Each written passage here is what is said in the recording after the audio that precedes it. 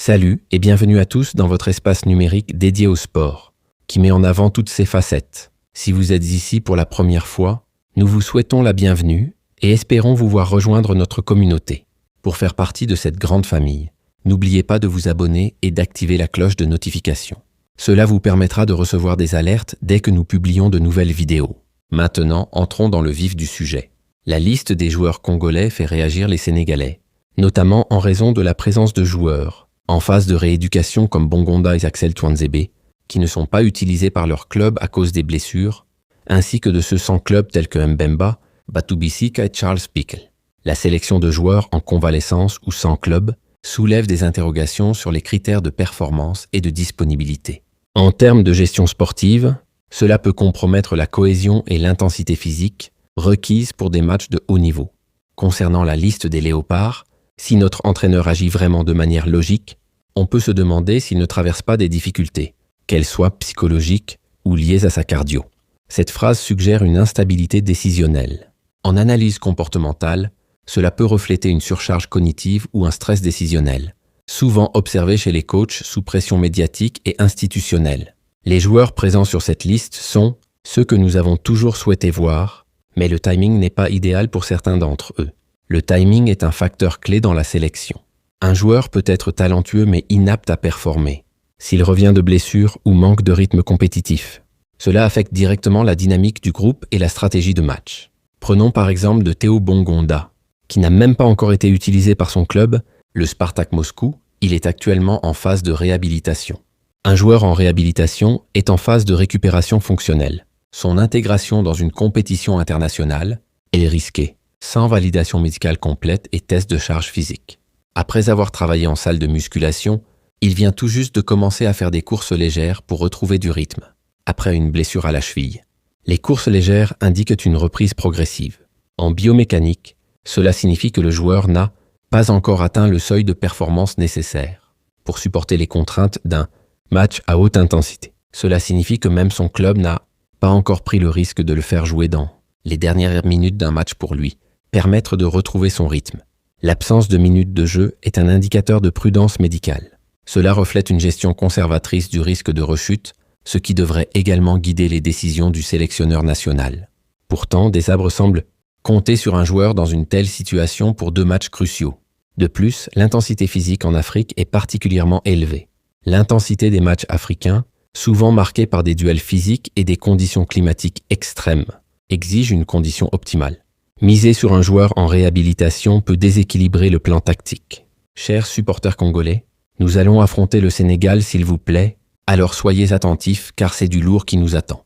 L'appel aux supporters souligne l'importance du facteur psychologique et du soutien populaire. Dans les matchs à enjeu, l'ambiance peut influencer la concentration et la motivation des joueurs. Ces Sénégalais ont déjà montré qu'ils peuvent faire preuve d'audace, ayant même réussi à faire un braquage à plein ville de Caire. En Égypte après un match nul de 1 but. Partout à Dakar lors des qualifications pour la Coupe du Monde 2022. Cette référence historique illustre la capacité du Sénégal à performer en déplacement. Cela témoigne d'une maturité tactique et d'une résilience mentale. 2 éléments clés dans les compétitions internationales. Ils ont la capacité d'arriver à Kinshasa et de commettre des scénarios sans audace, comme inscrire un but dès la 12e minute de jeu, en plein stade de Martyr. Un but précoce peut déséquilibrer le plan de jeu adverse. En analyse stratégique, cela force l'équipe locale à modifier son schéma tactique, souvent au détriment de la stabilité défensive. Je ne prédis pas que cela se produira, mais avec des équipes de ce niveau, de nombreux scénarios sont envisageables. La variabilité des scénarios est inhérente au football de haut niveau. Les entraîneurs doivent anticiper plusieurs configurations et préparer des plans de contingence. Si les Sénégalais parviennent à mettre en œuvre un tel scénario à Kinshasa, Sébastien Desabre comprendra enfin la réaction d'un Congolais face à ce qu'il considère comme bêtise. Cette phrase traduit une frustration collective. Elle met en lumière le lien entre les choix du sélectionneur et la perception publique, souvent amplifiée par les résultats sur le terrain. Mais il est important de noter que la RDC possède également des joueurs talentueux et actifs dans des clubs européens comme Michel-Ange Balikwisha, dont l'absence de convocation reste inexplicable, tout comme celle d'Afimiko Pouloulou qui est le plus en forme de tous les attaquants actuellement sélectionnés. L'absence de joueurs en forme et actifs dans des clubs compétitifs soulèvent des questions sur les critères de sélection. Cela peut affecter la performance offensive et la crédibilité du staff technique. Les rumeurs évoquent des problèmes administratifs liés à la FIFA, comme pour le cas d'Afimiko, Pouloulou et celui de Michel-Ange Balikwisha, mais les véritables raisons pourraient être éclaircies par l'entraîneur ou la fédération dans les jours à venir.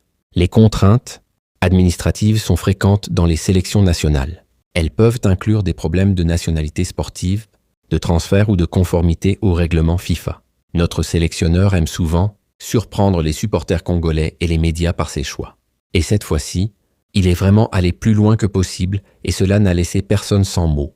Les choix imprévisibles peuvent être stratégiques, mais risquent de créer une instabilité émotionnelle chez les joueurs et les supporters. Cela peut impacter la confiance collective avant une échéance majeure. D'une part, certaines sources suggèrent que Sébastien Desabre préfère s'en tenir à ses joueurs de confiance malgré leur situation actuelle.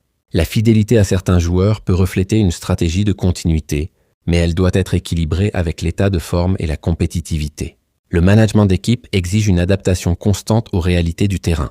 Cependant, nous restons concentrés et confiants que, peu importe les blessures, le manque de temps de jeu ou les joueurs sans club, nous pourrons gérer les matchs contre le Sénégal et le Sud-Soudan avec détermination, sans trop de difficultés.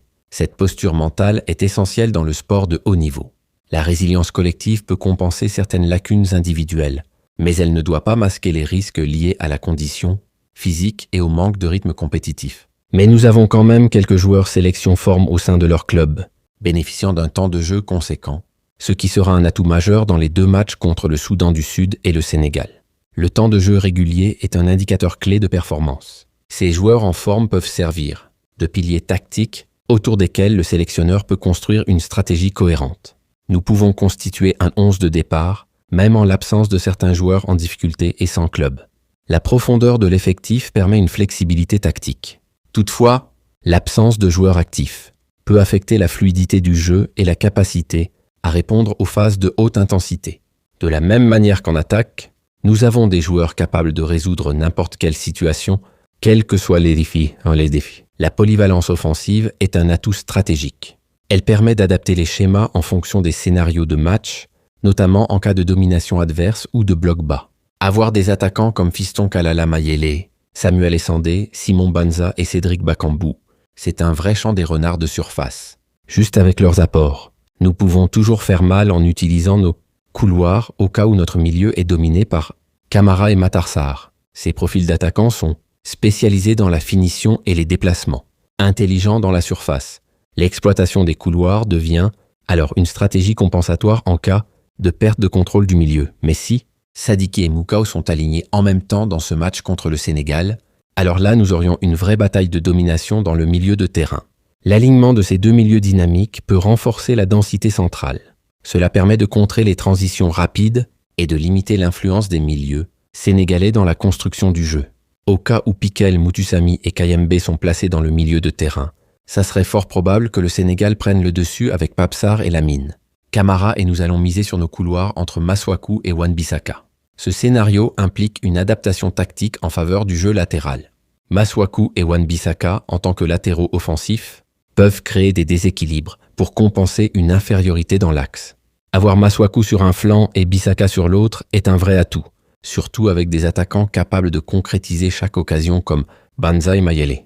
La combinaison entre latéraux, offensifs et attaquants opportunistes favorise les centres tendus et les ballons en profondeur. Cela peut être décisif face à une défense sénégalaise bien organisée.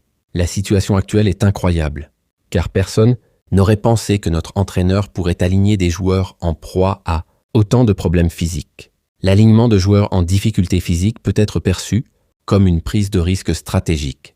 Cela peut affecter la gestion des efforts et compromettre la performance collective sur 90 minutes. Toutefois, nous restons optimistes quant à une victoire. Peu importe la manière dont elle sera obtenue, mais l'objectif ne changera pas. L'objectif reste la qualification ou la victoire, indépendamment du style. Cette approche pragmatique est souvent adoptée dans les compétitions à élimination directe ou à forte pression. Avec un milieu de terrain composé d'Edo Kayembe, Sadiki et Ngalayel Moukao, je ne vois pas de raison pour lesquelles nous pourrions nous retrouver dans des situations compliquées, surtout que ces 2 jeunes sont en pleine forme dans leur club. Un milieu jeune et en forme offre de la vivacité, du pressing et de la récupération rapide. Cela peut neutraliser les circuits adverses et relancer efficacement vers l'avant. Peu importe la condition de Charles Piquel ou Mutuzami, ces jeunes relèveront le défi sans trop de difficultés et vous verrez ça ce jour-là. La confiance dans la relève est un signal fort. Cela montre une volonté de transition générationnelle, mais elle doit être encadrée pour éviter les erreurs dues à l'inexpérience. De plus, il y a des éléments que les Sénégalais n'ont pas encore saisis. C'est le stade des martyrs. Ce stade représente un véritable défi pour quiconque, sauf les léopards eux-mêmes. L'avantage du terrain est un facteur psychologique et tactique. Le stade des martyrs, par son ambiance et sa symbolique, peut galvaniser les joueurs locaux et intimider les visiteurs. Je vous rappelle que nous ne jouerons pas à Dakar, mais bien à Kinshasa, et cela mérite d'être pris en compte. Le lieu du match influence la préparation mentale et logistique. Jouer à domicile permet une meilleure acclimatation et une gestion optimale des ressources. Pour que les espoirs des Sénégalais puissent se concrétiser, ils doivent espérer de mauvais résultats de notre équipe contre le Soudan du Sud, mais cela pourrait n'être qu'une simple illusion, car nous sommes bien prêts pour affronter les Sud-Soudanais. La préparation mentale face à un adversaire supposé plus faible est cruciale. Sous-estimer le Soudan du Sud serait une erreur stratégique, mais une victoire solide renforcerait la dynamique avant le choc contre le Sénégal. Si les Sud-Soudanais subissent la défaite sur leur territoire par le Léopard, alors Kinshasa deviendra simplement un banquet. Peu importe le résultat du match entre les Léopards et le Soudan du Sud, une victoire à l'extérieur crée une dynamique positive et une pression sur l'adversaire suivant. Cela peut transformer le match à domicile en célébration, à condition de maintenir la rigueur tactique. Que le Sénégal gagne ou perde contre la République du Soudan, notre victoire à Kinshasa contre le Sénégal remettrait tout en place. C'est ce qui est intéressant.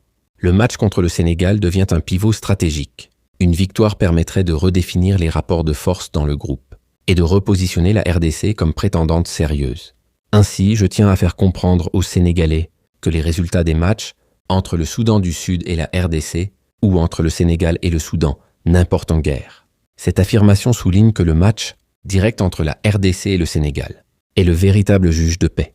Les calculs annexes deviennent secondaires si la confrontation principale est maîtrisée. Kinshasa restera le point de ralliement ultime. Le choix de Kinshasa comme centre stratégique renforce l'idée d'un bastion psychologique et logistique.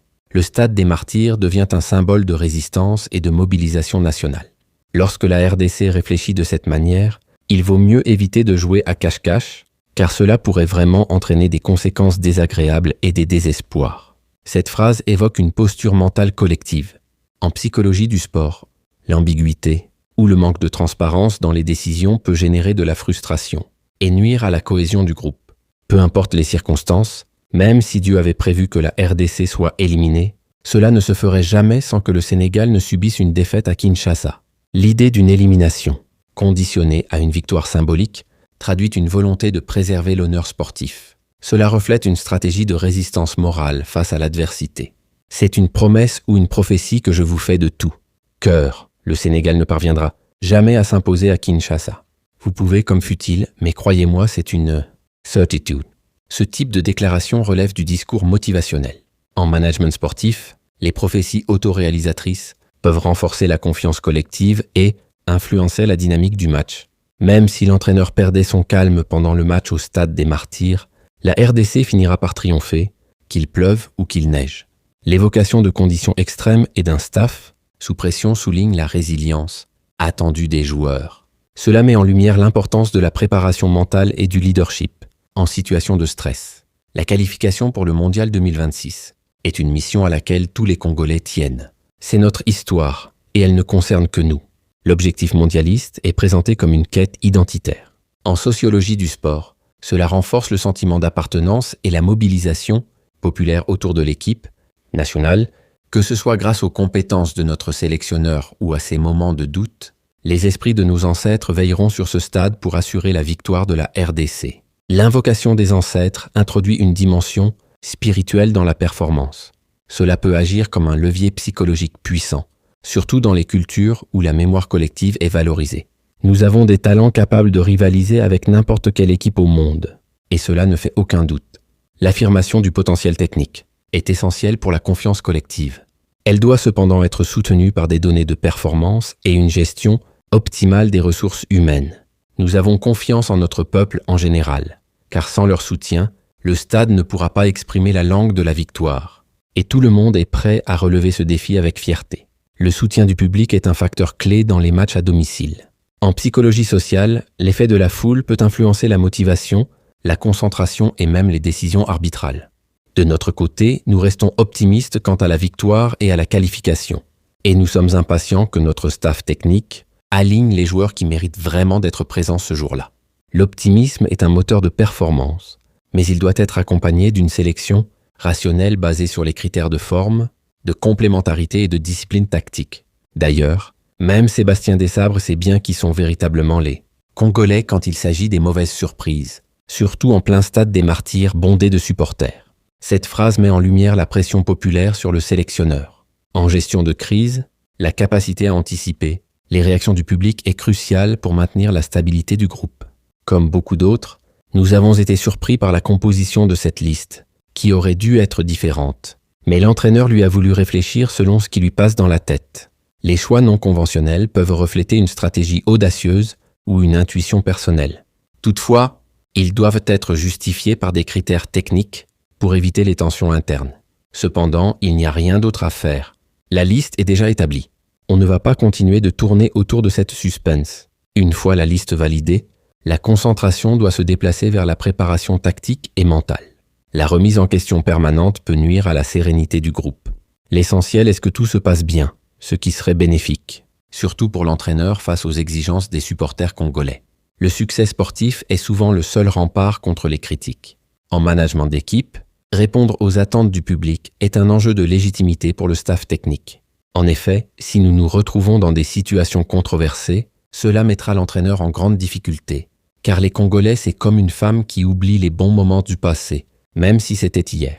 Cette métaphore illustre la volatilité de la mémoire collective. En communication sportive, il est essentiel de maintenir une relation de confiance avec les supporters, car leur jugement est souvent immédiat et émotionnel. Pour un Congolais, la victoire est le seul issue. Pour établir un climat de confiance, rien. D'autres, et encore si cette victoire, c'est face aux Sénégalais. Merci chers supporters et au revoir.